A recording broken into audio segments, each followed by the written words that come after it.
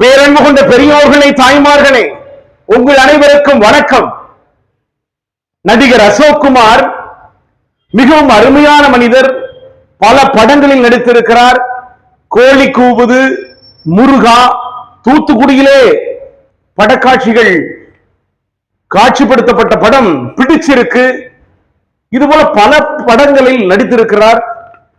அவர் நடித்த மாய புத்தகமானது நாளைக்கு தூத்துக்குடி சினிராஜ் திரையரங்கிற்கு வருகிறது.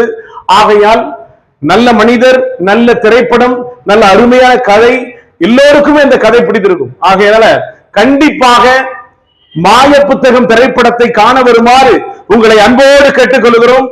குறிப்பாக தூத்துக்குடி மாவட்டம், திருநெல்வேலி மாவட்டம், தென்காசி மாவட்டம், 3 மாவட்டங்களில் தான் பல காட்சிகள் படமாக்கப்பட்டிருக்கிறது. நண்பர்களே, வாருங்கள் வாருங்கள் வாருங்கள்.